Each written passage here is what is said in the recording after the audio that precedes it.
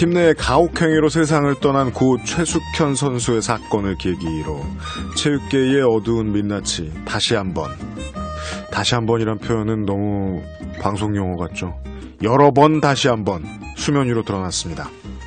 체육계의 잘못된 관행이 뿌리 뽑히지 않은 채 피해자가 속출하는 것은 오늘만의 일이 아니고 오늘까지 꾸준히 있었던 일입니다. 체육계의 폭력 사태가 되풀이되는 이유를 지금 바로 알아낼 수는 없겠지만 최대한 많이 들어보고자 합니다. 이야기를 나눠보기 위해서 손하담 선생님을 전화로 연결했습니다. 선생님 나와 계십니까? 네, 안녕하세요. 네, 반갑습니다. 네, 우선 그 최숙현 선수 및 가족분들께 깊은 애도를 표합니다. 그리고 그것이 얼마나 고통스러운 일인지 우리 가족의 경험을 통해서 잘 알고 있습니다.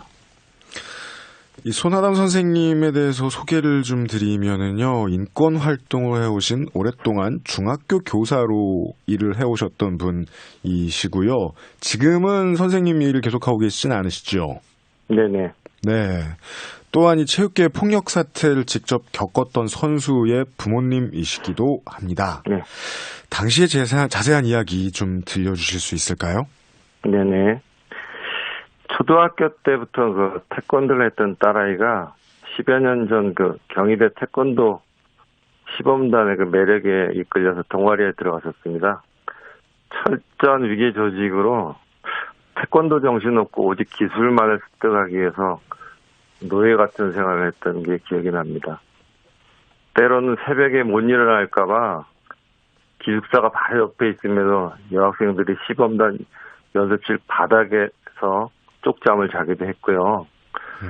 또 대학 신입생 때 한창 꿈에 부풀어 있을 시기에 친구들 및 가족도 만나지 못하고 언어, 복장, 헤어스타일, 심지어 배변 활동까지도 통제되는 심각한 상황 속에서 억압된 그 불행한 신입생활이 시작되었죠.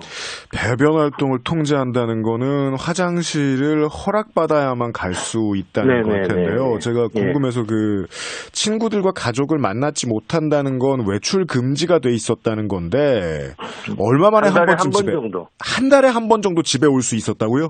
네네, 그때가 그랬습니다. 예. 아, 예. 좀 더 듣겠습니다. 예. 그리고 후배들이 마음에 안 드는 경우에는 밤중에 산속에 있는 캄캄한 호숫가로 데리고 가서 군대 다녀온 소위 그 예배역이라는 선배들이 후배들 머리를 박게 하고 신입생 여학생들까지 몽둥이를 구타해서 엉덩이하고 허벅지에 피범벅이 들었던 일이 있었고요. 네. 또 저 같은 경우는 큰아이도 학교에서 다쳤던 그런 기억이 있어서 딸아이까지 이렇게 남학생들한테 이렇게 많이 맞았다는 소리에 굉장히 많이 분노가 됐고요. 네. 또 이 아이들이 얼마나 힘들었는지 태권도 시범 있는 날은 장거리 그 버스 속에서도 신입생들은 잠을 못 자게 했고 이동간에 잠을 못 자게 하더라고요. 아, 예. 네. 그리고 시범단의 그 수익금은 또 어떻게 쓰인지도 알 수 없고, 네. 선배들 행사하고 행사 경비 및 졸업 반지들 비용들도 모아서 강제로 기부당하는 것 같고, 네. 하여튼 느낌이 많이 안 좋았어요. 아, 이게 제가 조금 순진한 질문일 수도 있겠습니다만은, 선배들이 이렇게까지 비인간적으로 통제를 하면, 네. 교수나 조교가 말려줄 수 있는 건 아닌가 보군요. 그냥 그게 그들은 전통이라고 생각해오고, 예. 그걸 잘 견디는 아이가 이쁜 아이인 거죠. 그렇다면 조교나 교수는 완전히 방관자였던 걸까요? 제가 방관자였다고까지 말씀드리긴 뭐하지만, 예. 그런 사태를 꾸준히 지켜봤죠, 뭐. 그래서 저는 좀 제 상식으로는 이해가 좀 안 됐습니다. 그리고 또한 네. 조교나 교수가 요즘 아이들이 좀 기가 빠졌어 이런 소리 하면 네. 선배들은 후배들이 곡소리 난다고 해야죠. 강력한 폭력을 행사하는 거죠, 아, 그렇다면 조교나 네. 교수도 사실상 방관 수준이 아니라 함께 참여했다고도 볼 수 있겠군요. 뭐 때리라고는 뭐 안 했을 수도 있겠지만 결과는 알았을 거 아니에요. 암묵적으로는 뭔가 뭐 아는 듯한 느낌이 있었다고 생각해요. 제가 보기엔. 네. 이것을 이제 실제로 어느 정도 이제 보거나 의심을 하시게 된 계기들이 많이 있으셨을 거 아닙니까? 네네. 네. 네. 근데 뭐 제가 그 사건 때문에 그 태권도학과 교수실 복도를 지나가는데 네. 뭐 아이들이 뭐 저 외부인인데도 인사를 너무 깍듯이 않는 90도로 아. 예, 뭐 인사하고 큰 목소리로 뭐 이렇게 인사하는데 제가 볼 때는 섬뜩했어요. 네. 그 사회에서 느끼는 그런 인사가 아니었어요. 하여튼. 아. 제가 볼 때는 무슨 영화에서 보는 듯한 그런 느낌? 정도가 너무 강한 예의 있는 예, 커뮤니티 제가 볼 내부의 때는 폭력을 의미하니까. 네네, 그게 좀 좋지 않게 보였고요. 네. 그리고 이제 어느 날인가 딸아이가 엄마하고 통화하는데 예. 자기는 아파서 병원에 입원했으면 좋겠다는 얘기를 하더라고요. 네. 그다음에 학교에서는 계속 잠만 잔다 뭐 이런 이해할 수 없는 얘기들을 참 많이 하기 시작했어요, 애가. 저는 왜 그럴까 그렇게 생각하고 있었는데 그때만 해도 네. 하루는 그 딸아이가 시범단 생활이 너무 힘들어서 탈출하겠다는 전화가 왔어요. 아, 그때 예. 신입생들이 집단을 탈출했고 저는 사태의 심각성을 좀 파악을 하게 됐고 그런 상황들을 이제 시범단 그 담당 교수 및 학장한테 이메일을 보냈어요. 그 상황들을 제가 어느 정도 파악해가지고. 아마 내용에는 본인이 선수 중에 한 사람의 아버지다라고도 밝히셨을 것이고. 당연히 밝혔죠. 했는데 메일에 아무런 반응이 없었다고요. 네, 반응이 없더라고요. 네. 그리고 예. 그래서 제 힘 갖고는 부족할 것 같아서 제가 인권연대하고 힘을 좀 합쳐가지고 네. 일을 해야겠다는 생각을 해서 인권연대하고 그 시내 모 호텔에서 학장님하고 대화를 나눴는데 네. 일단 그분 마인드는 전혀 인정을 하려고 하지 않았었고요. 아, 없는 일인 것처럼 말한다고요? 네, 뭐 하여튼 그 별거 아니다. 뭐 심지어 자신이 만든 경희대 태권도학과 역사 홍보를 하더라고요. 네. 피해자들 앞에서. 아. 저희는 화가 나서 정말 자리를 박차고 나가버렸어요. 대화가 전혀 안 되는 그쯤에 상황이니까요. 이제 네. 교수들은 뒷전으로 물러나 있고 예. 그 폭행 가담한 학생들만 용서해달라고 저희 집하고 제 직장까지 찾아와서 매일 교문 앞에서 용서를 해달라고 막 매달리더라고요. 학장과 교수들이 학생들에게 그냥 다 떠넘겼군요. 그랬다고 이해가 됩니다. 예. 그러니까 그런 상황들을 보고 있는 딸아이는 네. 너무 힘들고 심지어 아빠가 너무 일을 키워가지고 저는 너무 힘들다는 원망 어린 시선도 있었어요. 딸아이한테서. 아, 예, 그런 또한 또 나오죠. 그 당시 네. 또 제가 저도 힘드니까 동료 교사들한테 대화를 나눠보니까 네. 대학이라는 공룡하고 싸워서 승산이 있겠냐는 그런 시선들을 많이 가지고 있더라고요. 선생님들도. 아. 예. 그리고 이후에 이제 예. 학부모들 대표하고 피해 학생들하고 인권연대에 찾아가서 협력을 하고 협력 후에 이제 경희대 태권도학과에다가 이제 다시 한번 이제 건의를 했죠. 네.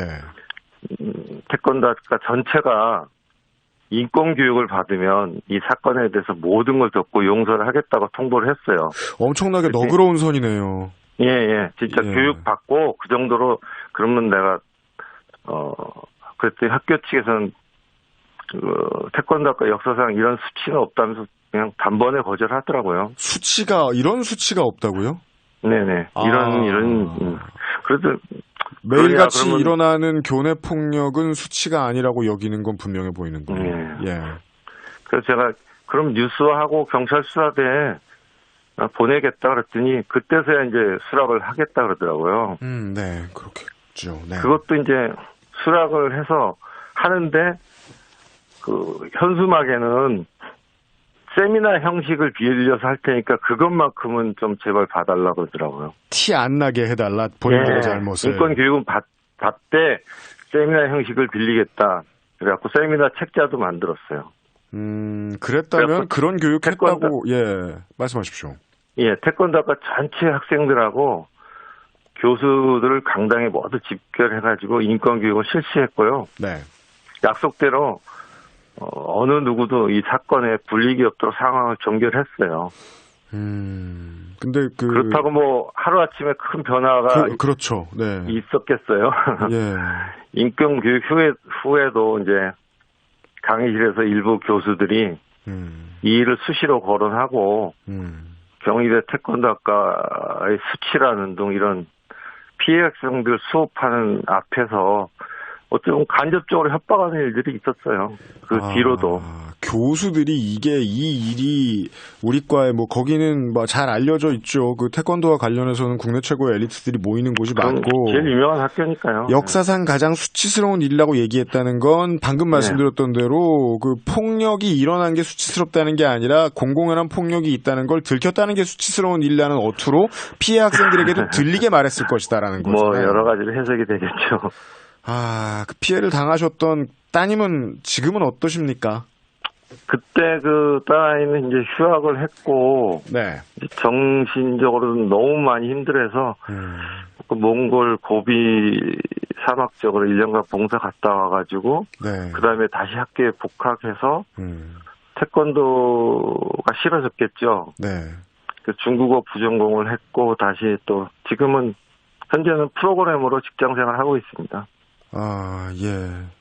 뭐 차후에도 꾸준히 이런 트라우마라는 건 관리가 필요한 것이긴 하겠지만 어쨌든 결국 이별에는 성공을 해내셨군요, 다행히. 네네네.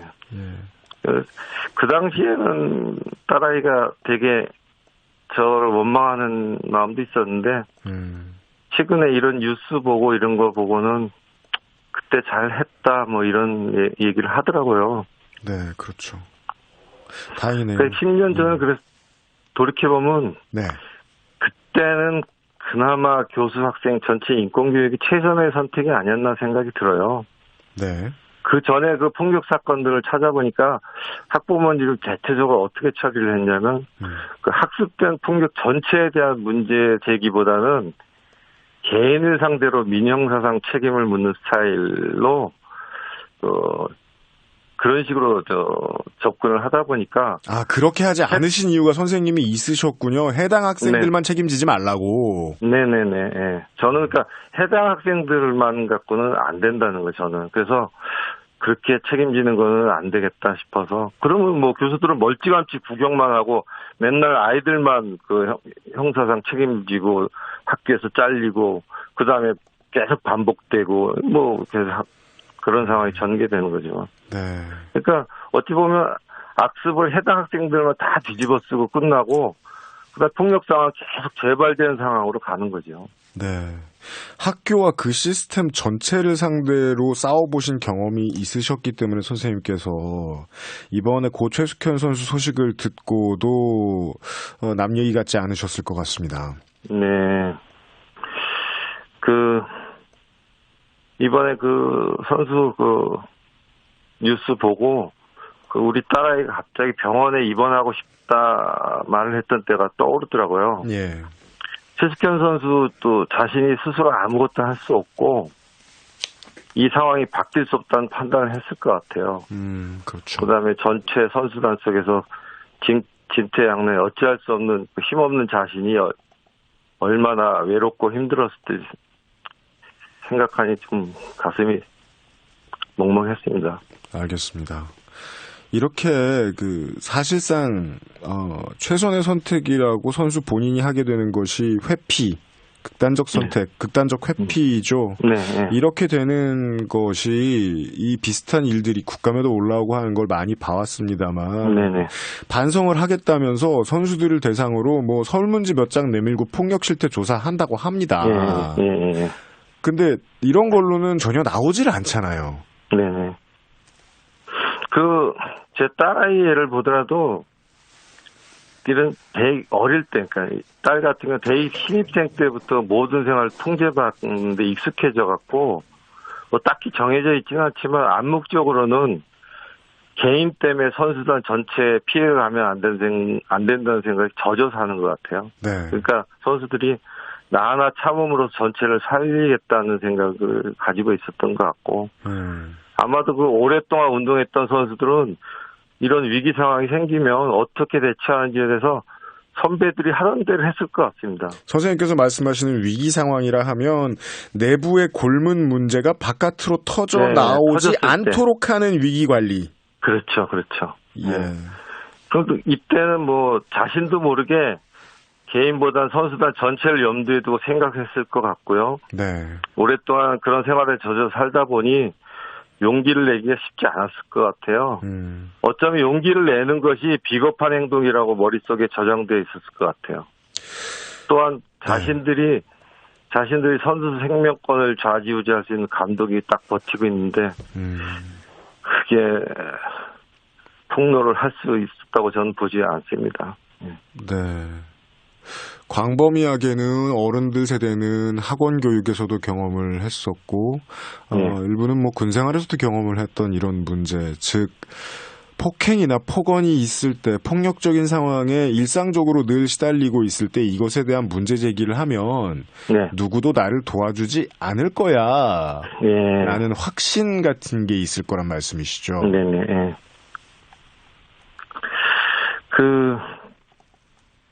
저희 저는 저희 딸의 경험을 갖고 얘기할 수밖에 없는데.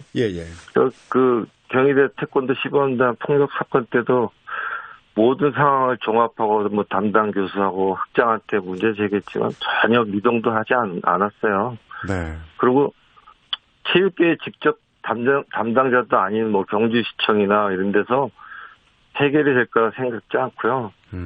뭐 대한체육회조차도 이 사실을 알고 있었지만 행동하지 않았다고 뉴스에서 봤거든요. 그렇죠. 이 상황에 선수 개인이 어디 가서 누구 도움을 받을 수 있을지 제가 볼 때는 참 불가능했지 않았을까 하는 생각이 들어요. 알겠습니다. 이 문제는 결국은 사회 전체가 좀 더 꾸준히 들여다봐주고 좀 더 오픈돼서 많은 사람들이 논의할 수 있는 분위기가 되지 않는 이상 해결되지 않을 거란 생각은 저도 듭니다만, 이 과정을 따님을 대신해서 혹은 경희대 태권도학과를 앞으로 꾸준히 더 입학하고 다니게 될 체육 엘리트, 미래 체육 엘리트 학생들을 위해서라도 투쟁을 오래 해보신 경험이 있으신 선생님한테 그 견해를 여쭤보지 않을 수가 없습니다. 이런 일이 재발하지 않게 하는 데 있어서 필요한 여러 가지 조치가 있겠지만 그 중에 몇 가지라도 추천해 주실 수 있는 게 있을까요? 최우선적으로 체육계에서는 그 피해자가 가해자가 되는 위로부터 반복되는 악습의 고리를 끊어내야 된다고 생각해요. 그러니까 어제 몇 년 전에 뭐 맞고 욕을 먹었던 1학년 학생이 가장 나쁜 선배 4학년으로 변하는. 네네, 그렇죠. 그 예로 폭력 사건 선수들 중에 가해자가 저도 피해자였다고 고백하는 내용이 자주 나옵니다. 죄송한데 선생님도 선배들, 따님의 선배들을 만나보셨잖아요. 네. 그런 얘기 하나요? 똑같이 그랬죠. 신입생 때 얻어맞고, 고학년에서 아예 때리고. 반복되는 거죠. 그 얘기를 면전에서 들으셨으니까 더더욱이 이 학생들만 책임지게 하고 많은 것은 근본적인 문제 해결이 아니다라는 생각이 들 수밖에 없으셨겠네요. 네네. 그러니까 지도자들도 어린 시절에 뭐 똑같은 상황 속에 놓였던 사람들이잖아요. 그렇죠. 어쩌면 그들도 위로부터 악습에 길들여진 존재들이라고 생각해요. 여기서 이제 선생님 말씀하신 지도자라는 존재들은 이제 조교나 교수들을 말씀하시는 건데, 여기로 가면 심각하게 느껴지네요. 이분들은 뭐 짧게는 10년, 길게는 20, 30년 그게 당연하다고 온 채로 살아왔으니 다라고 할 수는 없지만, 어느 정도 용인이 된다는 생각이 듭니다, 저는. 이 말씀을 들으니까 교수가 수업에 들어가서 이게 우리에게 수치스러운 사건이라고 말하는 원인을 어느 정도 이해할 수 있을 것 같기도 하네요. 네네. 그러면 사실 당사자 강력 징계로 완전히 뿌리 뽑아지는 게 아니라는 건 선생님 말씀을 들으니까 어느 정도 감이 옵니다. 네, 그거 가지고는 안 되고. 이번 사건 당사자는 강력 집계한다고 절대로 없어질 것 같지 않고요. 그러니까 어린 시절부터 시스템상으로 폭력 예방 교육을 대해 상세하게 이제 제도적으로 안전장치를 만들어야 된다고 생각해요. 근데 각급 학교에서는 실시하기가 저도 교사이지만 네. 어렵다고 보고요. 네네. 체육계에서 전문 교육 시설이나 강사들을 양성해서 주기적으로 교육을 좀 실시하는 시스템을 만들었으면 좋겠고요. 네. 현장에서 선수들을 그렇게 교육을 받을 때 선수들 목소리를 듣고 이를 즉시 반영해 줄 수 있는 그런 안전장치가 있으면 좋겠어요. 네. 만약에 안전장치만 있다는 것만 지도자들이 알아도 지금처럼 이렇게 무소불위의 권력을 휘두를 수는 없다고 생각해요. 네. 그래서 또한 또 체육계 지도자들 및 관계자들도 그들에 맞는 그 소양교육 시스템을 만들어야 된다고 생각해요. 네. 그래서 또한 또 어린 시절부터 인권 교육을 통해서 의식의 변화를 이끌고 잘못된 전통하고 악습이 되풀이되지 않도록 장기적인 플랜도 세워야 될 것 같습니다. 네, 알겠습니다.